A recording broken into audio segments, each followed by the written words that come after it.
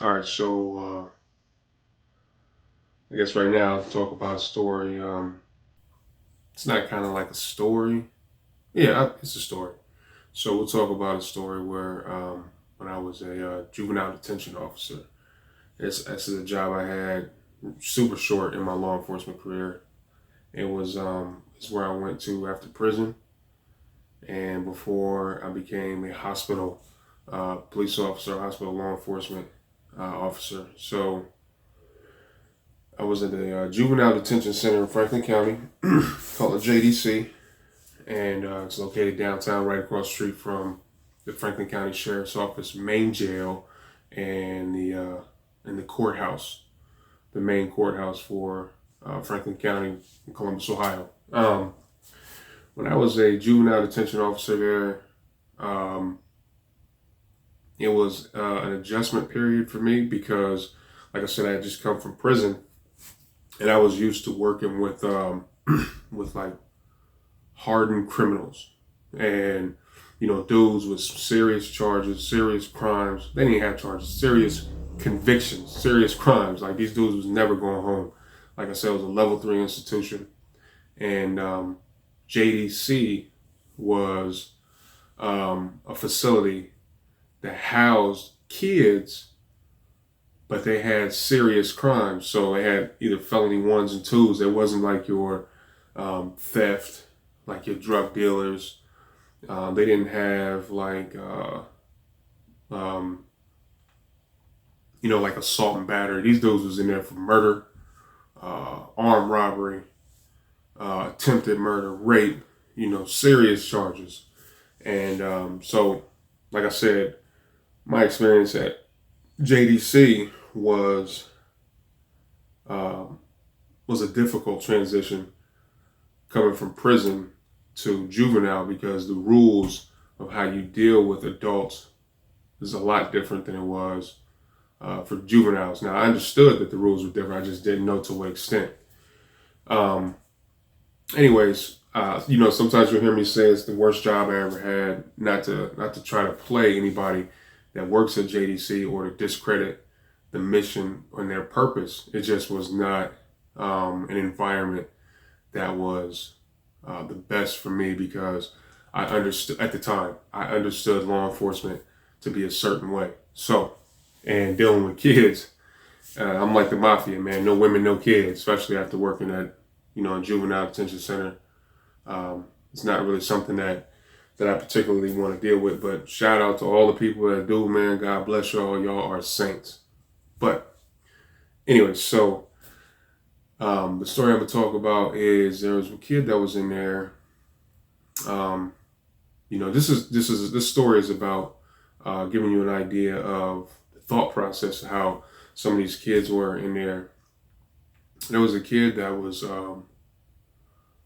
arrested and brought in, and his crime made national news. He actually was charged with 4 murders and 1 attempt murder, and the story was is that he was hanging out with some people he knew, and they ended up going to a trap house on the north side of the city, off of Hudson, I believe, but on the north side of the city, and it's a rough neighborhood, rough area. It historically always has been, and the person that he was with, they went out to eat. I think it was like a Waffle House or a McDonald's, something like that. Came back to the trap house, hung out with everybody, and then they just got the bright idea that, hey, we're gonna rob everybody in here.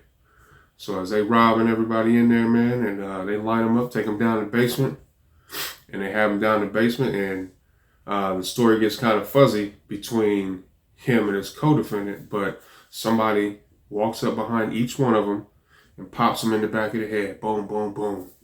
Um, One girl that survived that incident, um, she survived and ended up naming the kid that I had in JDC to the police. We'll just call him Wiz, the wizard, Wiz. Um, but yeah, man. So So, he used to be in JDC, man. He wasn't this is crazy. This is a crazy thing I'm gonna say. He wasn't a bad kid. He was actually a real smart dude, articulate. He was cool, real friendly, sociable, a likable dude, man. And interacting with him and other guys that was in his pod, I came to realize, like, I'd interact with them all the time. They all knew I came from the prison, and they all knew I had a military background. So they used to be like, yo, Big Shell, tell us a story, bro. Tell us some stories, big bro. Like, what was the joint like? What was prison like? And what's funny is I knew some of their friends, some of their homeboys, like from the neighborhood, that ended up going to the institution, because the institution I was at, and in the state of Ohio, we also house juveniles. But see, it's different. And this is another reason why the transition was hard for me, because in the adult institution, even if you're a juvenile and you get sentenced, they call it bound over. If you get bound over with your charges from juvenile to adult, and you get convicted and sentenced to an adult institution, to ODRC, when you get to the institution, even as a juvenile, I mean, you separated by sight and sound, but you get treated like an adult, man. You in the big house. You with us. There ain't no special rules for you, except you just can't go in the main yard with the people over 18.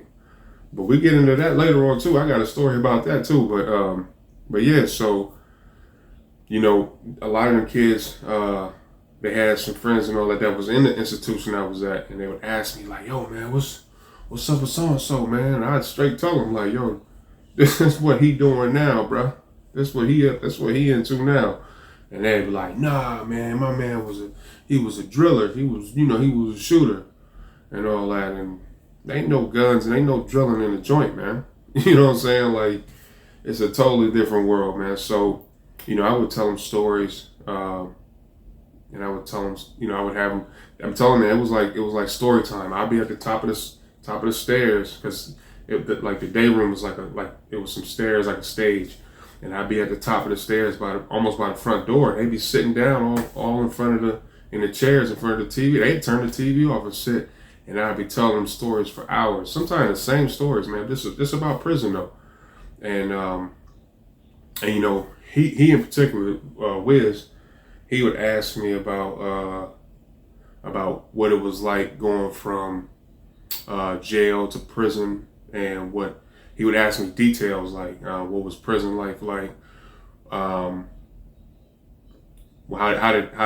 big were certain inmates, how was they treating and interacting with other inmates in there, man? Did they put you in there with people that you had problems with on the street, and all kinds of questions like that. And I would tell him what I knew from the best of my knowledge, and he used to always have the faith, man. This is a part of the mentality I was talking about. He used to always have the faith, like, "Yo, Shell, man, I'm about to get out, bro. I'm about to get my bond, man. They about to pay my bond, man. I'm about to get out of here."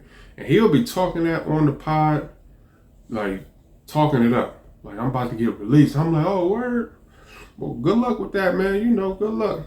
And I remember one time he went to, "I'm about to go to court today, bro. Say a prayer for me, big bro. Say a prayer for me, big bro." I say a prayer, man. And I'm not lying to him. I would say a prayer that he finds peace. And I remember the time he went to court, he came back and his bond was $10 million. And 10% of that is $1 million. So, these dudes was poor from the hood, man. They don't have money like that, and they never even seen. They ain't seen nothing that can make them count that high to understand what that kind of money looks like. Not to disrespect their intellectual ability, but I'm just saying that they didn't have that kind of money. So he was real passionate about the fact that he was going home. And then one day, we went on a little. They don't have like a yard, but they got rec, and they had outside rec because it was warm weather this particular day. And we outside. I'm watching the kids. They playing basketball and everything. He come up, stand next to me on the wall, and he like, "Shell, man, you think I'm going home, bro? You think I'm lying, huh? You think I'm going home?" I said, because you got to be careful what you say, man. You don't want to get on anybody's case, and you don't want to try to fill anybody's head with false hope, because once you lose and inmates trust, whether it's a juvenile or adult, you're going to have a problem. So, I would tell them this. I turn and I'd be like this, man, like, listen, they used to always be able to get a chance to look at their discovery and go over their case. So I used to tell them, like, listen, man, you can always ask for your discovery. You can see what kind of evidence they have against you, man. You can look at it and you will know. And you can ask yourself, did I have anything to do with this? And if you ask yourself and answer them questions honestly and see the evidence that they have in front of you, you can pretty much figure that answer out. But I'm gonna tell you like this too, though, man. And the reason I was telling them this is because it was public knowledge. It was on the news and everything. I said, man, there was 5 people that got shot in that basement. All I know is that one person made it out alive, and that person that made it out alive, she said your name, bro. She said your name. So, yeah, man, you got a lot of thinking to do, brother. But man, I'm always going to tell you, keep your head up one day at a time, man, and good luck. And he like, I appreciate that, bro. I respect that, big bro. I respect that. And he went off and did his own thing. Like, when he finished playing basketball, like, we had that conversation, and then he was able to switch and get back in, get back on the court, play basketball, like nothing even happened. So it wasn't even a reality to him, you know what I'm saying? And I ended up leaving JDC before he was actually found guilty, like his conviction. But my brother ended up working there. Like, as soon as I left, my brother went in, because my brother was in another juvenile facility. They called it a placement, and he ended up working at JDC. And he told me his reaction and the other people's reaction in there. Like, he said when he got his guilty verdict, man, it went off like a bomb in there. And he ended up being sentenced to 172 and a half years to life. So yeah, it was a big deal, man. 172 and a half years of life. And it's a shame, man, because like I said, you get to know some of them kids and you realize how personable they are, how cool they are, man. And they would have been able to go in another direction if they'd just had a big brother, an uncle, or a dad. Somebody, some type of mentor early. You know what I'm saying? And whatever circumstances that life brought them, man, it just felt like the decisions that they made, even if they was on impulse, was the best decisions that they had. But they ruined themselves, man. Like, ruined 172 and a half years of life. That's a true thing, man. Crazy. But yeah. Man, I hope he has found peace with himself, man. I hope the families that were affected by the actions that he was allegedly involved in, man, found peace, and everybody just stay blessed, man. All right? Train hard, train often, train properly, train safely. Peace.